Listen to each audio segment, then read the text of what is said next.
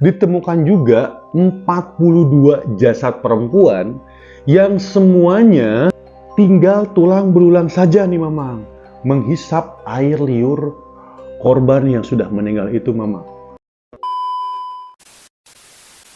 Assalamualaikum warahmatullahi wabarakatuh. Welcome back to my channel, Sigit NTS.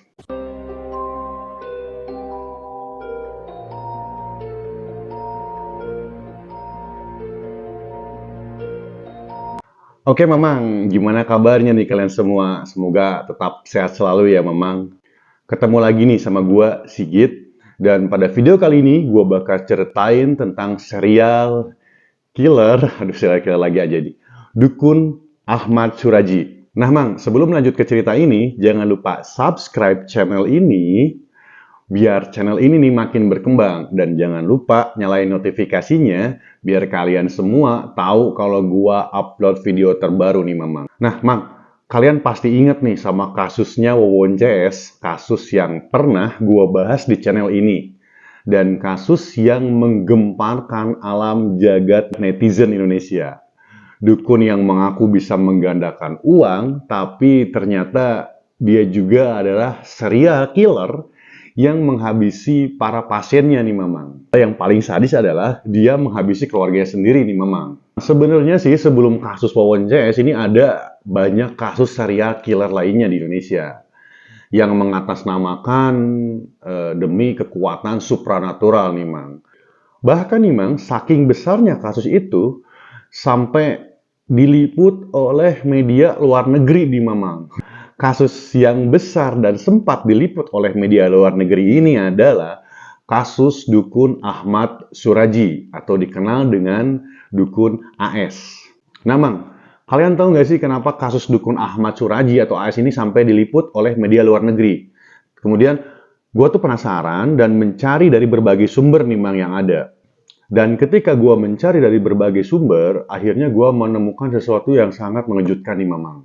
Bahkan nih Mang, media luar negeri itu menyebutkan kalau AS ini dukun yang sadis dan keji nih Mamang. Mengatasnamakan kekuatan supranatural dengan menghilangkan nyawa puluhan wanita dan menghisap air liur mereka di Mamang. Demi mendapatkan kesaktian yang mandraguna Mang. Jadi gini ceritanya nih Mang. Ahmad Suraji ini lahir di Medan tanggal 10 Januari tahun 1949. Nah, dia itu tinggal di sebuah desa yang namanya Desa Seisamayang bersama 3 istrinya nih Mamang. Yang istrinya itu, ketiganya itu adalah kakak beradik nih Mamang. Si AS ini punya 9 orang anak Mang. Kemudian kesehariannya AS ini bekerja sebagai seorang peternak sapi Mang di sana. Tapi selain menjadi seorang peternak sapi, dia juga membuka praktek perdukunan, Mang. Alasan kenapa dia membuka praktek perdukunan itu dikarenakan jadi pada saat si AS ini waktu berusia 12 tahun, dia itu udah tertarik, Mang, terhadap hal-hal yang berkenaan dengan ilmu gaib nih, Mamang. Nah, karena dia tertarik kemudian diajarkan oleh bapaknya yang katanya pada saat itu adalah seorang dukun juga gitu. Kemudian karena dia belajar tentang dunia gaib dan perdukunan dari kecil, AS ini menjadi dukun yang lumayan terkenal di daerahnya nih Mamang. AS ini juga membuka praktek perdukunan untuk mengobati orang sakit, orang yang diganggu oleh makhluk halus gitu kan. Kemudian yang mau ya, yang pengen kaya gitu kan, yang pengen cepet kaya apa? Kayak mendadak kan seperti itu. Dan yang paling rame itu adalah AS terkenal bisa mempercantik wanita di sana dengan cara goib di Mamang. Gue nggak ngerti caranya seperti apa. Apakah pakai susuk? Apakah gimana? Pokoknya wanita yang biasa tiba-tiba cantik aja gitu. Jadi si Dukun AS ini terkenal di sana Mamang, bisa mempercantik wanita dengan cara gaib. Kemudian dari tahun 1986 sampai dengan tahun 97, kurang lebih 11 tahun, Dukun AS ini menghabisi nyawa 42 perempuan muda yang merupakan pasiennya nih Mamang. Gile banget. Nah, hal ini dilakukan dengan cara si Dukun AS ini menghisap air liur korban sebelum korban dikubur, dan pada saat Dukun AS ini mengubur korban, korbannya itu dihadapkan kepalanya ke arah rumah sang dukun. Anjir, ngeri juga ya, gitu. Kemudian korban dari dukun AS ini diperkirakan berusia antara 13 sampai dengan 30 tahun. Dan tindakan penghilangan nyawa ini terjadi selama 11 tahun sampai akhirnya nih dukun AS ketangkep oleh pihak kepolisian. Gile, 11 tahun ngebunuh 42 orang wanita muda. Pada bulan April tahun 1997, di Dusun Aman Damai, ada seorang pemuda nih yang lagi lewat sebuah ladang tebu, Mang. Ketika si pemuda ini lewat, dia nggak sengaja nih ngelihat ada tumpukan tanah yang mencurigakan nih, Mamang. Kemudian dia lapor ke pamannya, yang memang pamannya itu biasa sering ngelewati ladang tebu tersebut itu, Mang. Nah, karena curiga nih, Mang, pemuda ini sama pamannya itu bilang ke ketua RT dan masyarakat sekitar. Setelah berembuk, akhirnya mereka bersama-sama dengan warga di sana membongkar tumpukan tanah yang mencurigakan tersebut, Mang. Nah, ketika dibongkar nih, Mamang, orang yang ada di sana semuanya terkejut, Mamang, ya. Karena dalam tumpukan tanah itu ada jasad wanita yang tanpa busana, Mamang. Kemudian salah satu warga ini melaporkan hal ini ke Polsek Sunggal. Polisi langsung datang ke TKP nih, Mang, dan melakukan investigasi. Dari hasil investigasi diketahui jasad tadi bernama Sri Kumala Dewi berusia 21 tahun. Pada saat penyelidikan, polisi mendapatkan keterangan nih dari saksi yang merupakan warga yang tinggal di sekitar rumah korban atau Sri Kumala Dewi. Dan berdasarkan hasil pemeriksaan nih, Mamang, yang polisi dapat bahwa malam sebelum Sri Kumalasari ini ditemukan meninggal, Sri ini sempat cekcok mulut atau berantem nih ya dengan sang suami. Dan hal ini yang membuat dugaan awal yang melakukan penghilangan nyawa dari Sri itu adalah sang suami. Tapi nggak ada bukti ya, Mang, yang memperkuat bahwa sang suami adalah pelakunya. Kemudian polisi terus melakukan investigasi terhadap kasus penghilangan nyawa ini. Yang paling mengejutkan adalah hanya berjarak 5 meter dari tumpukan mencurigakan tadi, polisi itu menemukan satu tumpukan lagi yang mencurigakan, yang di dalamnya ada berisikan 2 jasad wanita tanpa busana, Mang. Setelah polisi memeriksa di sekitar lokasi penemuan jasad-jasad itu, ditemukan juga 42 jasad perempuan yang semuanya tinggal tulang belulang saja nih, Mamang. Berdasarkan hasil pemeriksaan salah satu saksi, jadi 1 minggu sebelum jasad itu ditemukan, ya, seorang tukang becak mengantarkan Sri Kumala Dewi pergi ke tempat seorang dukun. Nah, kata si tukang becak ini, dia pergi ke dukun AS untuk konsultasi. Polisi langsung nih mendatangi dukun AS. Pada saat polisi ke rumah dukun AS dan menanyakan tentang Sri Kumala Dewi, dukun AS itu dengan entengnya mengiyakan. Ya memang, dia datang ke sini untuk istilahnya konsultasi, tapi dia udah pulang sebelum maghrib, gitu kata dukun AS. Pada saat itu, polisi memang tidak mendapatkan bukti kuat nih kalau dukun AS ini adalah pelaku penghilangan nyawa dari Sri dan korban-korban lainnya nih, Mamang. Polisi ini pada awalnya menemukan kebuntuan nih, Mamang, dalam pengungkapan kasus ini gitu. Dan kasus ini sempat terhenti, Mang. Tapi dikarenakan ada banyak laporan orang hilang di area itu selama beberapa tahun terakhir, polisi akhirnya melakukan penyelidikan secara cepat, cermat, dan mengambil kesimpulan bahwa korbannya atau orang-orang yang hilang, korban-korban itu adalah wanita dan umurnya masih muda, Mamang. Kemudian polisi juga mendapatkan informasi nih kalau rata-rata korban yang hilang itu pernah bercerita ke keluarganya atau ke rekanannya bahwa dia konsultasi ke dukun AS gitu kan. Jadi maksudnya gini, ada beberapa korban yang pernah bilang sebelum hilang kalau dia itu lagi konsultasi ke dukun AS. Mendengar informasi seperti itu, polisi pun melakukan pemeriksaan kedua di rumah dukun AS. Dan Mang, alhasil nih, Mang, ditemukan beberapa bukti, yaitu pakaian, tas tangan, dan juga perhiasan milik korban Dewi, Mamang. Dan polisi juga menemukan 20 jam tangan yang setelah dikonfirmasi itu adalah milik para korban yang hilang nih Mamang. Berdasarkan bukti yang ditemukan nih Mamang, polisi akhirnya nangkep dukun AS nih Mamang, beserta ketiga istrinya. Setelah interogasi yang panjang, akhirnya dukun AS mengakui nih Mamang perbuatannya dan mengakui kalau korbannya itu sebanyak 42 orang.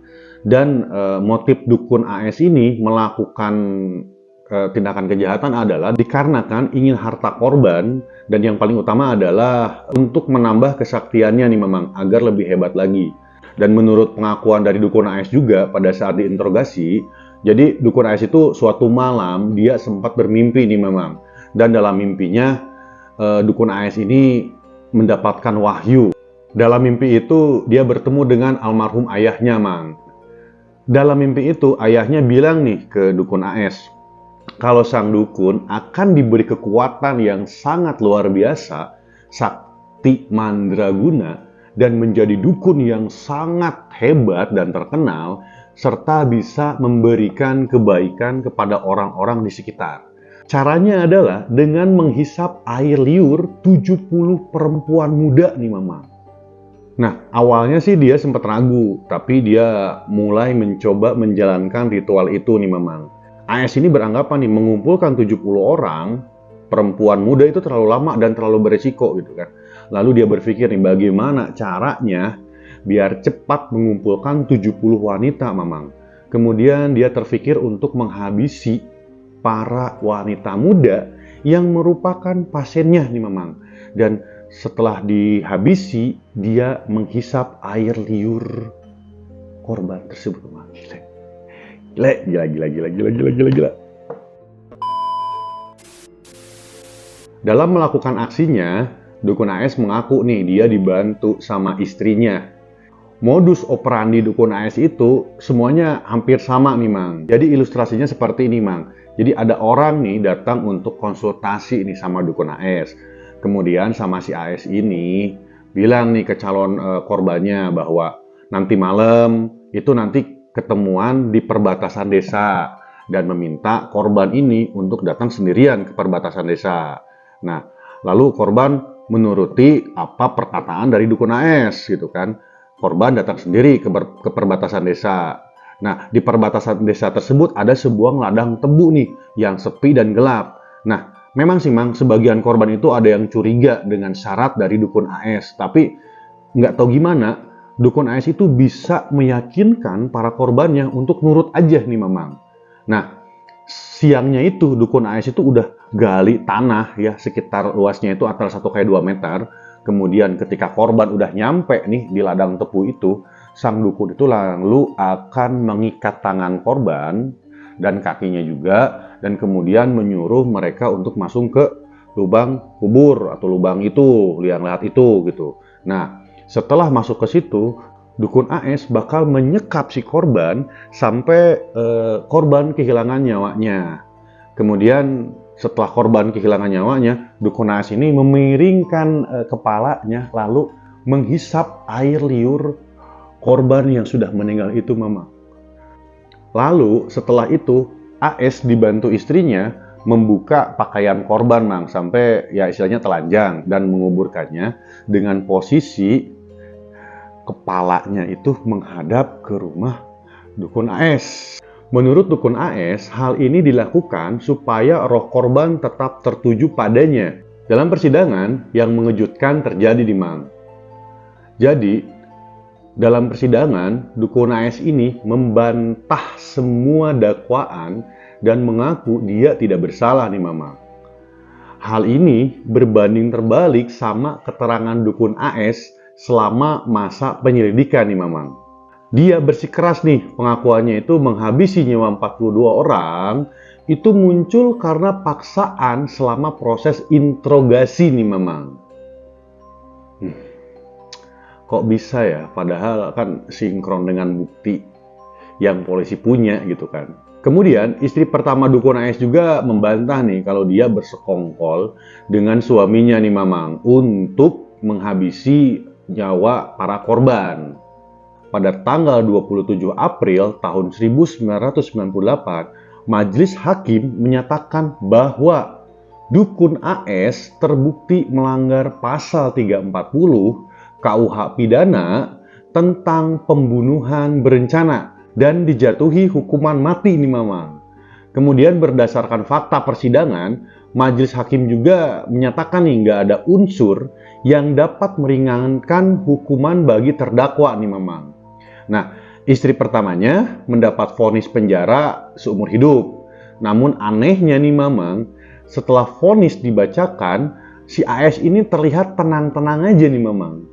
Bahkan sesekali dia tersenyum kepada wartawan yang ada di sana pada saat itu. Kemudian, Dukun AS melakukan banding, namun bandingnya ditolak. Nah, setelah banding, dia melakukan atau mengajukan kasasi, dan kasasinya pun sama ditolak nih Mamang. Bahkan di tahun 2004, si AS ini meminta bantuan LBH untuk meminta gerasi nih kepada Presiden. Namun, pada tanggal 27 Desember tahun 2007, Presiden pun menolak nih dan tidak memberikan gerasi kepada Dukun AS. Nah, kemudian kuasa hukumnya itu terus nih mencoba untuk memohon lagi dan lagi dengan alasan kliennya itu udah tobat dan berkelakuan baik selama di tahanan atau di LP. Gitu.